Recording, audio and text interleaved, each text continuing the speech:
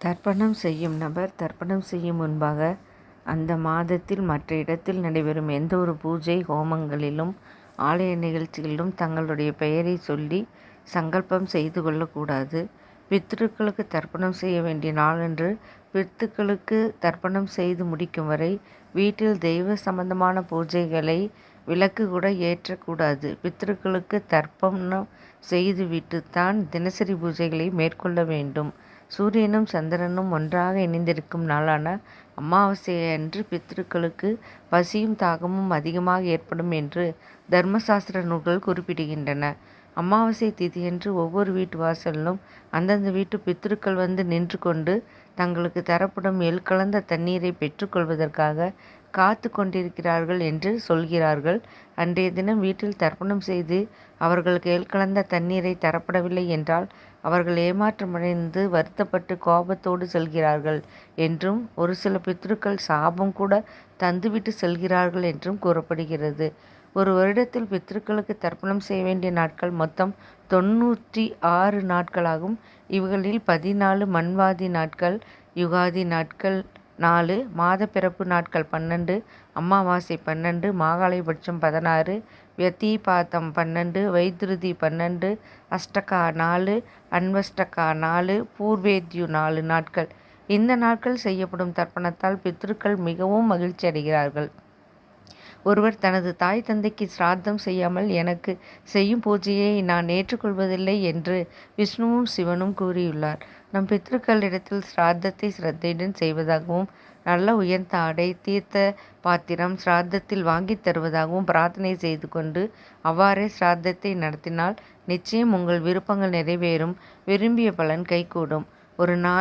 ஒரே நாளில் ஏராளமான பித்ருக்களுக்கு தனித்தனியாக பல பேர் சிராத்தம் செய்யும்போது சிராத்த உணவு அவரவர்களின் பித்ருக்களுக்கு எவ்வாறு சரியான முறையில் சென்றடைகிறது என்ற சந்தேகம் சிலருக்கு ஏற்படக்கூடும். இதை கவனத்தில் கொண்டுதான் மறைந்த முன்னோர்கள் கோத்திரத்தையும் பெயரையும் தர்ப்பணம் செய்யும்போது சொல்கிறார்கள். இதனால் ஒருவர் கொடுக்கும் தர்ப்பணம் இறந்தவர்களுக்கு சரியாக சென்றடைகிறது. மாகாளயபட்ச 15 நாட்களும் பித்ருக்களுக்கு தாகமும் பசியும் மிக அதிகமாக இருக்கும். அதனால் அவர்கள் அருளை பெற வேண்டும் என்றால் அந்த 15 நாட்களில் உறவினர்கள் இறந்துவிட்டால் நாம் சிராத்தம் செய்ய வேண்டாம் என்று சாஸ்திரம் கூறுகிறது. ஆனால் பிறகு கட்டாயமாக செய்ய வேண்டும். பித்ருவர்க்கம், மாத்ருவர்க்கம், பித்ரு காருணிக்க வர்க்கம் என்று பித்ருக்கள் 3 வகைப்படுத்தப்பட்டுள்ளார்கள்.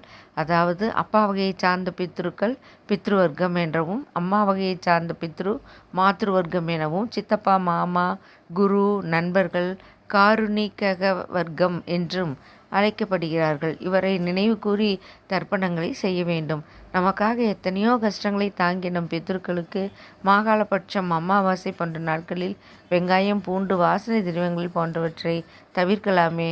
சாஸ்திரப்படி சிராத்த காரியங்கள் செய்பவர் திருமணம் உள்ளிட்ட விழாக்களிலும் மற்றவர் வீடுகளிலும் உணவுகளை உட்கொள்ளக்கூடாது. துவாதசி 12ஆம் நாளன்று பித்ரு பூஜை செய்பவன் சொர்ண லாபம் பெறுவான்.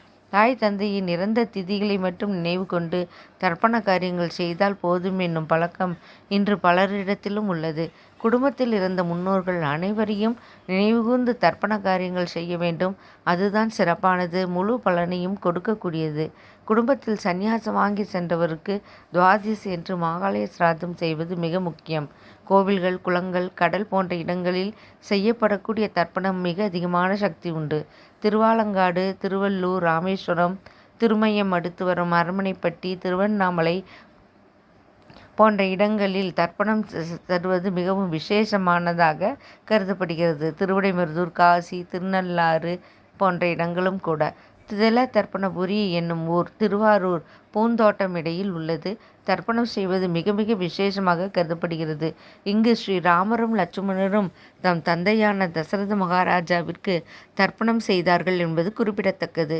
மாகாளய அமாவாசையில் பித்ருக்களை வழிபடாவிட்டால் திருமண தடை, குழந்தை பாக்கியம் இல்லாமை, நோய், வறுமை போன்றவை ஏற்படக்கூடும் என்று கருட புராணம் விவரிக்கிறது.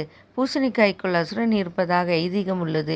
எனவே பித்ரு பூஜை செய்யும்போது பூசணிக்காயை தானமாக கொடுத்தால் அசுரன் நம்மை விட்டு போய்விடுவான் என்றும் ஒரு வழக்கம் உள்ளது. தற்கொலை செய்து கொள்பவர்கள் ஆத்மாக்கள் அவதிப்பட்டு கொண்டிருக்கலாம். அவருக்குரிய தர்ப்பணம் செய்யும்போது அந்த ஆத்மாக்கள் விஷ்ணுவின் ஆசியை பெற வழிவகை ஏற்படுகிறது. மாகாளய அமாவாசை தினத்தன்று மறைந்த முன்னோர்களின் படங்களுக்கு துளசி மாலை அணிவிப்பது மிக நல்லது. மாகாளய அமாவாசை தினத்தன்று பசுவுக்கு கீரை கொடுத்தால் அது மறைந்த நம் தாத்தாவுக்கு அவர்கள் மறுபிறவி எடுத்திருந்தாலும் போய் உரிய பலன்களை கொடுக்கும். மாகாளய அமாவாசை நாட்களில் எக்காரணம் கொண்டும் மறைந்த முன்னோர்களை திட்டவோ விமர்சனம் செய்யவோ கூடாது. மாகாளய அமாவாசை நாட்களில் மோட்ச தீபம் ஏற்றி வழிபட்டால் பித்ருக்கள் மிக மகிழ்ச்சி அடைகிறார்கள்.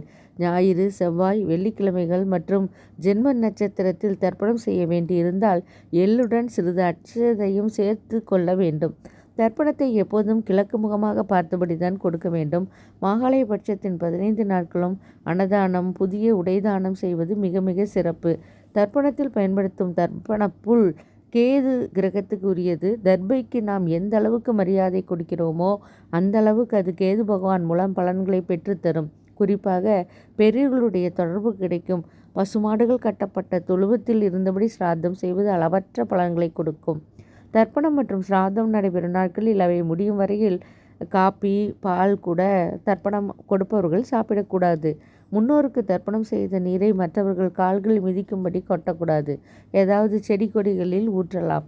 மாகாளய அமாவாசை தினத்தன்று புனித நதியில் நீராடுவது நல்லது. அப்போது இரு கைகளிலும் நதி நீரை எடுத்து விடுவது அர்க்கியம் செய்வது எனப்படும். மிகுந்த நன்மையை தரும். சூரியனை பார்த்தபடி 3 தடவை நீர் விடுதல் வேண்டும்.